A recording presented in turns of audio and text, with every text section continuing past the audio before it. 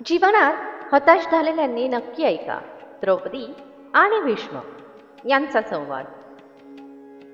जेव्हा भीष्म पितामह अर्जुनच्या बाणांनी जखमी होऊन शरशय्येवर झोपतात आणि सूर्याच्या उत्तरायणाची वाट पाहत असतात, तेव्हा पांडव आणि भगवान श्रीकृष्ण त्यांना भेटायला येतात आणि द्रौपदी सुद्धा त्यांच्याबरोबर येते. धर्मराज युधिष्ठिर पितामहांना प्रणाम करून त्यांच्याबरोबर राजनीती, कूटनीती, धर्म या गोष्टींवर बोलतात. तेव्हा भीष्म पितामह पांडवांना त्यांच्या जीवनाचा अनुभव सांगतात. पांडव आणि द्रौपदी सहित तिथे उपस्थित असलेले सगळेजण लक्ष देऊन भीष्म पितामह यांचे बोलणे ऐकत होते. तेवढ्यात द्रौपदी हसू लागते. भीष्म पितामह यांना या गोष्टीचं खूप वाईट वाटतं आणि ते उपदेश देणं बंद करतात. पाचही पांडव द्रौपदीच्या अशा वागण्यामुळे आश्चर्यचकित होतात.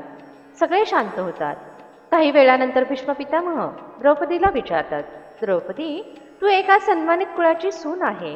तुझं अशा प्रकारे हसणं दोन गोष्टी सांगतं.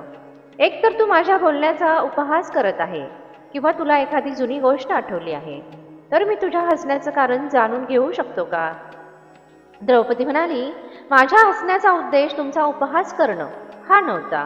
मी तर असा विचार करून हसले होते की आज तुम्ही अन्यायाविरुद्ध लढण्याचा उपदेश देत आहे, पण तुम्ही आयुष्यभर अन्यायाच्या बाजूने लढत आले आहे. जेव्हा सभेमध्ये माझा अपमान केला गेला तेव्हा तुमचे हे ज्ञान कुठे गेले होते? त्यावेळी तुम्ही शांत राहून अन्यायाच्या पक्षामध्ये का उभे राहिले? राजा विराटच्या इथे 60,000 गायींना चोरायला दुर्योधन एकटा गेला नव्हता, तर त्या चोरांमध्ये तुम्ही सुद्धा सामील होते. आणि जेव्हा महाभारताचे युद्ध निश्चित झाले होते तेव्हा अधर्माचा पक्ष भारी करण्यासाठी सगळ्यांच्या पुढे तुम्हीच उभे होते. आणि आज तुम्ही पांडवांना धर्म अधर्माच्या गोष्टी शिकवत आहे. मला हेच ऐकून हसू आले. द्रौपदीचे हृदयाला त्रास देणारं बोलणं ऐकून भीष्म पितामह यांच्या डोळ्यांमध्ये अश्रू आले. काही वेळानंतर भीष्म पितामह म्हणाले, हे पुत्री, आज तुझं बोलणं मला विचार करायला लावणार आहे. पण आज मी विवश आहे आणि बाणांच्या शय्येवर आहे. हा सुद्धा माझाच दोष आहे. प्रत्येक व्यक्तीला त्याच्या कर्मामुळेच दुःख भोगावे लागते आणि आपल्या कर्मामुळेच सुख मिळते. द्रौपदी, तुला तर हे माहीत होतं की मी माझ्या प्रतिज्ञांनी बांधलेला असल्यामुळे एका बाहुल्याप्रमाणे जगलो. त्यावेळी मी दुर्योधनचे अन्न खात होतो आणि ते अन्न प्रजेला दुःख देऊन एकत्र केले होते. ते अधर्मयुक्त अन्न खाल्ल्यामुळे माझ्यातील सगळे संस्कार नष्ट झाले आणि ते पापरूपी अन्न खाल्ल्यामुळे माझं बोलणं थांबलं होतं आणि त्या अन्नापासून बनलेलं रक्त माझ्या शरीरामध्ये वाहत होतं, जे सारखं सारखं मला अन्यायाच्या पक्षामध्ये बोलण्यासाठी विवश करत होतं. त्यामुळे मी अपराधी लोकांबरोबर राहून अपराध करत राहिलो. मी तुझ्याबरोबर सुद्धा खूप मोठा अपराध केला आहे. हे पुत्री, मला क्षमा कर. पण आज जो मी उपदेश देत आहे त्याच्यामध्ये थोडंसंही पाप नाही. पापापासून बनलेलं माझं रक्त अर्जुनच्या बाणांमुळे या शय्येवर झोपल्यामुळे वाहून गेलं. आता तर माझ्या शरीराचा फक्त सापळा राहिला आहे, ज्यामध्ये माझ्या वडिलांनी दिलेले चांगले संस्कार शिल्लक राहिले आहेत. त्यामुळे आज हा उपदेश आपोआपच माझ्या तोंडून निघत आहे, जो मी तुझ्या माध्यमातून सगळ्या जगाला सांगू इच्छित आहे की पापी लोकांच्या घरातील अन्न खाल्ल्यामुळे बुद्धी भ्रष्ट होते, विचार परावलंबी होतात, मन आणि संस्कार दूषित होतात. अधर्माची कमाई खाणे आणि खाऊ घालणे दोन्ही अधर्म आहे. अन्याय करून मिळवलेलं अन्न त्याचे दुष्परिणाम नक्की दाखवतात. जो जसे अन्न खातो त्याचे मन तसेच होते. तेव्हा द्रौपदी विचारते, मग पितामह पापी व्यक्तीला कसे ओळखावे? माणसाचे कर्म त्याची ओळख करून देतात. जर एखाद्या कर्मामुळे नुकसान होत असेल, तर कोणाची भावना दुखावत असेल, तर कोणाला दुःख मिळत असेल, तर नक्कीच ते कर्म धर्मयुक्त नाही. 2. जी व्यक्ती धर्म आणि सत्याच्या मार्गावरून चालत नाही, आपला स्वार्थ साधण्यासाठी सत्य गोष्टी दाबून ठेवते, जो वेळ आल्यानंतर सत्याच्या पक्षामध्ये उभा राहत नाही, त्याला नक्कीच पापाचे कमाई खाणारा म्हटले जाते. ज्या प्रकारे दिवस आणि रात्र, दिवस सत्याचं प्रतीक आहे, दिवसा प्रकाश आहे तर रात्री अंधार. खरी व्यक्ती जे काही करते दिवसाप्रमाणे उजेडात करते आणि पापी व्यक्ती नेहमीच अंधाराचा आधार घेते. पापी व्यक्ती धर्माचे कौतुक तर करेल, गर्दीमध्ये त्यांच्याबरोबर सुद्धा चालेल, पण वेळ आल्यानंतर जो मौन राहतो तर समजून घ्यावे की तो पापाची कमाई खाणार आहे.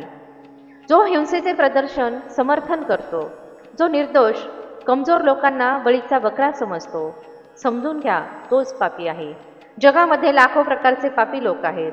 त्यांना ओळखणे आणि समजणे खूप कठीण आहे. पुत्री, अशा लोकांची ओळख वेळ आल्यानंतरच कळते. तेव्हा द्रौपदी पितामहांना विचारते, लोक पाप का करतात? तेव्हा भीष्म पितामह म्हणतात, अज्ञान, असमाधानी, लोभ ही पापाची 3 कारणं आहेत. अशी व्यक्ती तर खूप मूर्ख आहे, ज्याला धर्म अधर्म चांगले वाईट याचे ज्ञान नाही. ती व्यक्ती दुसऱ्यांचं पाहून पाप करते. हा असा असंतोषी व्यक्ती असतो, ज्याच्या इच्छा खूप असतात. अशी व्यक्ती प्रत्येक वस्तूला आपलं बनवू पाहते, मग त्यासाठी त्याला काहीही सहन करावं लागलं तरीही. जेव्हा आपल्या मनामध्ये असंतोष भरतो त्यावेळी आपण आपल्याजवळ असलेल्या वस्तूंनी सुद्धा आनंदी राहत नाही. आणि हेच कारण आहे की व्यक्ती पापाचा आधार घेऊन ते सगळं काही मिळवू पाहते जे त्याच्याजवळ नाही. 3रं कारण लोभ, अशी तृष्णा जी पैसा पाहून दुप्पट होते. लोभामुळे व्यक्ती ती सगळी कामं करते जे अनैतिक आहे आणि अधर्मयुक्त आहे. लोभ पापाचा जन्मदाता आहे. जर व्यक्तीच्या मनामध्ये लोभ नसेल तर तो असं काम का करेल ज्यामुळे स्वतःला आणि दुसऱ्यांना नुकसान होईल? भीष्म पितामह म्हणतात, हे पुत्री, आज हे जे महाभारत युद्ध होत आहे त्यामध्ये सुद्धा लोभच आहे. जर दुर्योधनने पांडवांना त्यांचे राज्य दिले असते तर हे युद्ध झाले नसते. या महाविनाशाचे कारण लोभच आहे. भीष्म पितामह पुढे म्हणतात, पुत्री, बिना स्वार्थाचे पाप होत नाही. तो स्वार्थ कोणत्याही रूपामध्ये असो, मग तो पदप्रतिष्ठेचा स्वार्थ असो किंवा पुत्रमोहाचा स्वार्थ असो. हे सगळे स्वार्थ जोपर्यंत मर्यादेत राहतात तोपर्यंत समाधान मिळते, तेव्हा पाप बनत नाही. पण जेव्हा हा स्वार्थ अमर्यादित होतो तेव्हा व्यक्ती असंतोषी होते आणि स्वार्थ पूर्ण करण्यासाठी पापाच्या मार्गावर चालतो. या कथेतून आपल्याला हेच लक्षात ठेवायचे आहे की चांगली संगत ठेवली पाहिजे, चांगले कर्म केले पाहिजे, दुसऱ्यांच्या अडचणींचा फायदा घेऊ नये, खोटं बोलू नये, कोणाचीही निंदा करू नये, चोरी हिंसा करू नये, कोणत्याही दृष्ट व्यक्तीच्या घरचे अन्न खाऊ नये, नाहीतर तुमचे विचारसुद्धा वाईट बनतील आणि आपल्या विचारांमुळेच आपले भाग्य निश्चित होते. दुटप्पी लोकांची संगत लगेच सोडून द्या. अशी व्यक्ती कोणाचंही चांगलं करू शकत नाही. आपल्या स्वार्थासाठी दुसऱ्यांना हानी पोचवू नये आणि फक्त पैसा कमावण्यासाठी कोणतंही चुकीचं काम करू नये. मला आशा आहे की हा व्हिडिओ तुम्हाला नक्की आवडला असेल. या व्हिडिओमुळे तुमच्या आयुष्यामध्ये आणि मनामध्ये 1% जरी बदल झाला असेल तर व्हिडिओला एक लाईक नक्की करा आणि कमेंटमध्ये जय श्रीकृष्ण नक्की लिहा.